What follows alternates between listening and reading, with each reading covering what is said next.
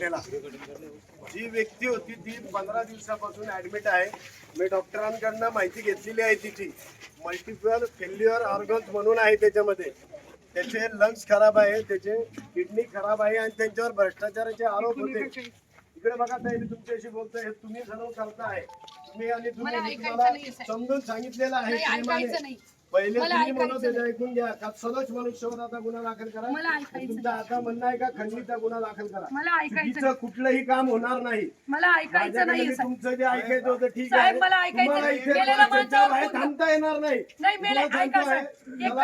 अजून कोणाला काही प्रश्न असतील तुम्ही मला विचारू शकता. चुकीचं मी काही होऊ देणार नाही. तुम्हाला बोलायचं असेल तुम्ही चला चला काढा, चला चला काढा बाहेर, चला चला चला. तुम्हाला माहिती आहे काय प्रकार आहे. चला तुम्ही बाहेर चला.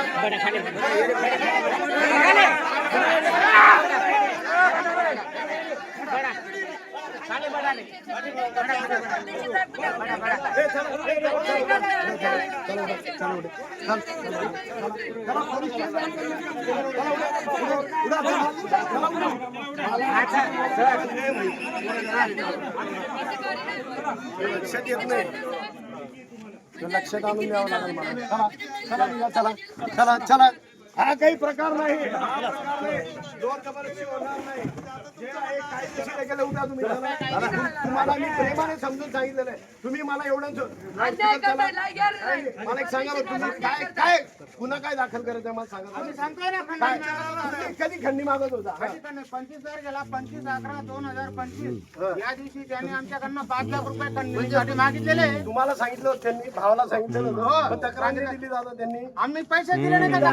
सदोष नाही मी काय म्हणतो, भावावरती ऐकून घ्या. त्याच्यामध्ये कलम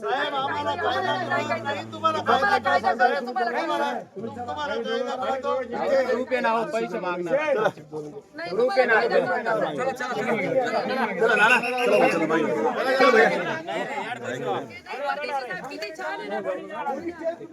तक्रारदारांना अडवता येते. बाहेर बसा तुम्ही.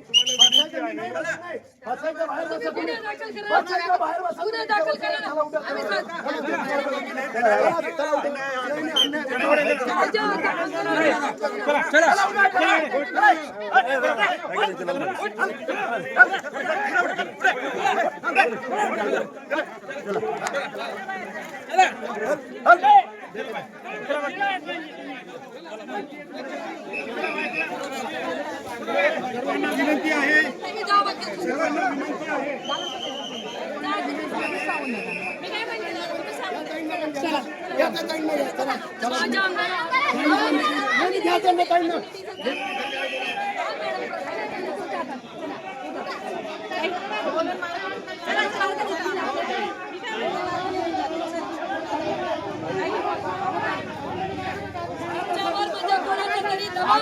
तो माणूस कोणता तरी पक्षाचा आहे म्हणून त्या माणसा पक्षाचा तरी काही नाही. हा माणूस तरी भारतीय जनता पार्टीचा होता. जो मेला तो भारतीय जनता पार्टीचा असताना सुद्धा, म्हणजे भारतीय जनता पार्टीचं सरकार असताना सुद्धा त्यांच्या कार्यकर्त्याला न्याय देऊ शकत नाही.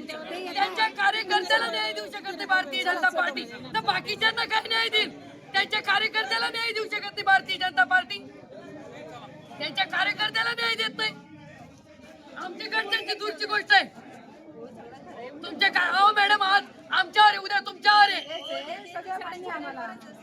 हा, म्हणजे भारतीय जनता पार्टीचा एखादी कार्यकर्ता मरतो, भारतीय जनता पार्टी कोपऱ्यात बसते, ती समोर येत नाही.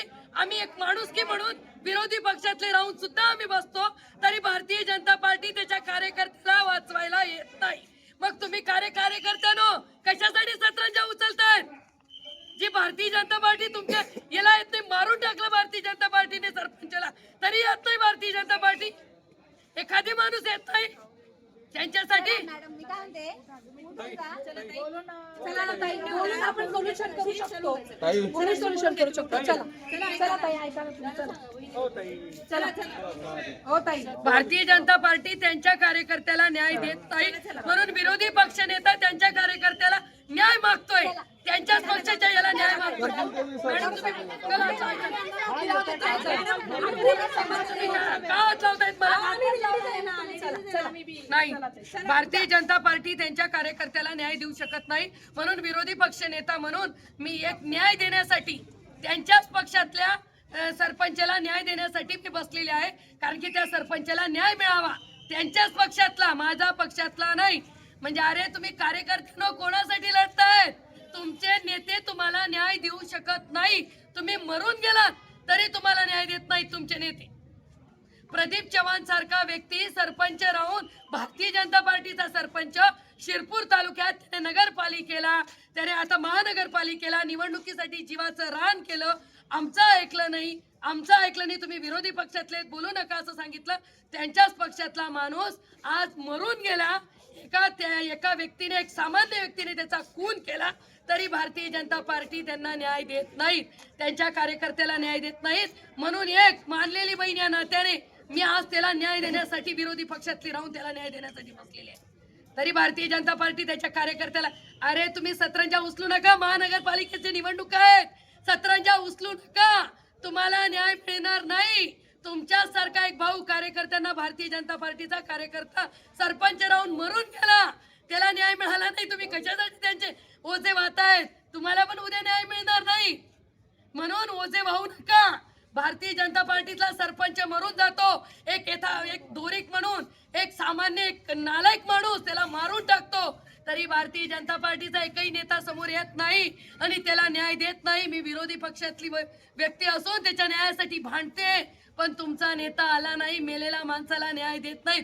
अजून सांगतात की मेलेल्या माणसावर, परदेशी सांगतायत, इथे सांगतायत की मेलेल्या माणसावर हा गुन्हा नोंदवतो. अरे घ्या जेलमध्ये टाकून द्या, डेड बॉडी टाका. तेवढंच राहिलं या राज्यात, तेवढंच राहिलं या राज्यात की तुम्हाला तुमच्याच पक्षातले लोक मध्ये टाकतील. तो कुठेतरी झडपीला, पंचायत समितीला नळेल एखाद्याला म्हणून तुम्हाला जेलमध्ये टाकतील, तरी तुम्ही काहीच करू नका. मॅडम एक माणूस मरतो,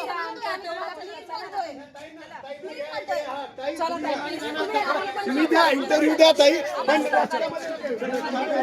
उद्या तुमच्यावर सुद्धा शलाई,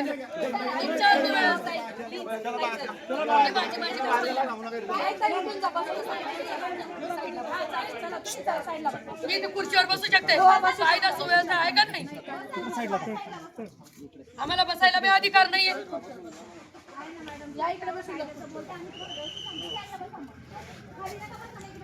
अरे काय काय कायदा आहे तुमचा? अरे एकाला न्याय मिळत नाही, किती विचित्र आहे. त्यांच्याच कार्यकर्त्याला न्याय मिळत नाही. कोणाचा आहे तो बांधलेला इतका?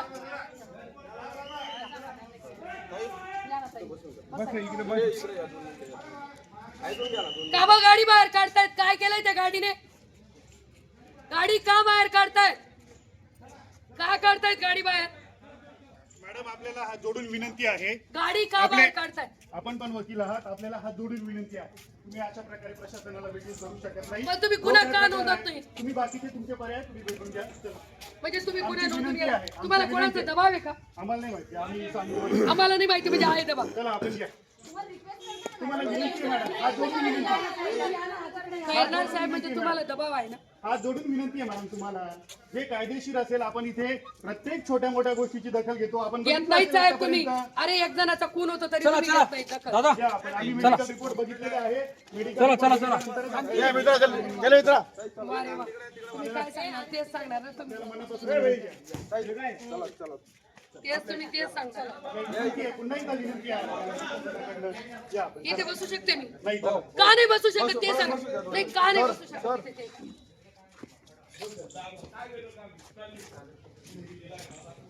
निघरे 2 मिनिटं